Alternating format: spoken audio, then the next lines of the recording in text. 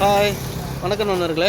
இந்த வீடியோவில் நான் எங்கே உங்களை சுற்றி காமிக்க போகிறேன் அப்படின்னா, தமிழ்நாடோட டாப் ட்ரெண்டிங்கில் உள்ள டாப் ஹீரோவான ஐயன் முருகனை தான் பார்க்க போகிறோம். ஐயன் முருகனோட 5ஆம் படை வீடான திருத்தணி அப்படிங்கிற இடத்துக்கு தான் வந்திருக்கோம்.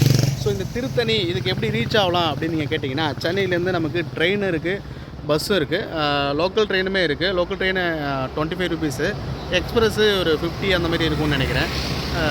இங்கே நாங்கள் வந்துட்டு மார்னிங் ஒரு 8 o'clock ரீச் ஆனோம். பைக்கில் தான் வந்தோம்.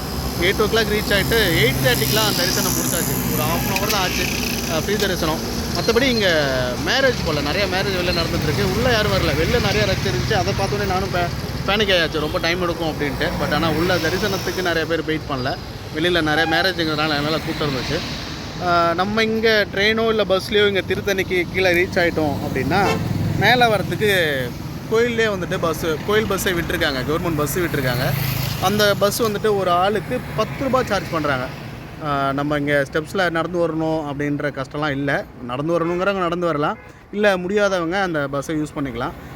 ஸ்டெப்ஸு வந்துட்டு இங்கே மொத்தம் ஒரு 365 ஸ்டெப்ஸ் இருக்குது.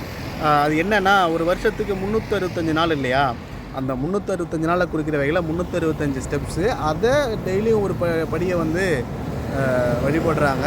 ப்ளஸ்ஸு அந்த நம்ம நியூ இயர் அப்போது, புது வருடத்தப்போ டிசம்பர் 31 அன்னைக்கு ஒரு ஃபங்க்ஷனாகவே பெருசாக பண்ணுறாங்க. நியூ இயரை பயங்கரமாக செலிப்ரேட் பண்ணுறாங்க அப்படின்னு சொல்லியிருக்கு.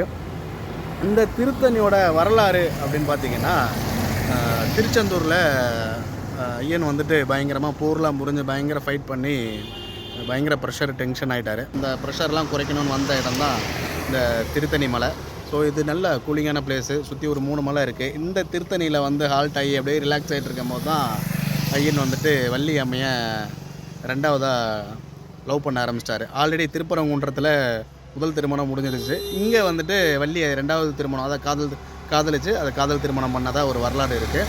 அந்த காதல் திருமணத்திற்கு முருகரோட அண்ணன் விநாயகர் வந்து உதவி பண்ணதாகவும் ஒரு வரலாறு இருக்குது. இதே வரலாறு வந்து இன்னும் ஒரு 2-3 கோயிலுக்கு சொல்கிறாங்க. அதில் ஒன்று பழமுதிர் சோலை, அங்கேயும் சேம் இதே மாதிரி அவங்க வள்ளி அங்கே பார்த்ததாகவும் அதுக்கு விநாயகர் உதவி பண்ணதாகவும் அங்கே வள்ளி கூட திருமணம் நடந்ததாகவும் சொல்கிறாங்க. பட் இதில் எந்த வரலாறு உண்மைன்னு தெரியல. உங்களுக்கு ஸ்ட்ராங்காக தெரிஞ்சிருந்துச்சு, இல்லை என்ன மாதிரி உங்களுக்கு டவுட் இருந்துச்சுன்னா கீழே கமெண்டில் சொல்லுங்கள்.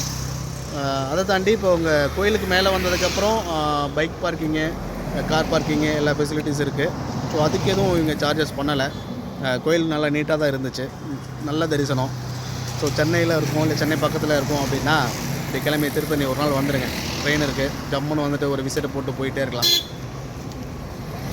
ஓகே, நான் இப்போ உள்ளே போய் விசிட் ஆல்ரெடி நாங்கள் தரிசனம் பார்த்துட்டோம். நாங்கள் உள்ளே போய் பார்த்தது உள்ளே வீடியோ எடுக்க முடியல, கோயிலை சுற்றி வீடியோ எல்லாம் எடுத்துருக்கேன். நான் எடுத்த கிளிப்ஸில் அட்டாச் பண்ணுறேன், பாருங்கள். பிடிச்சிருந்தா சப்ஸ்கிரைப் பண்ணுங்கள்.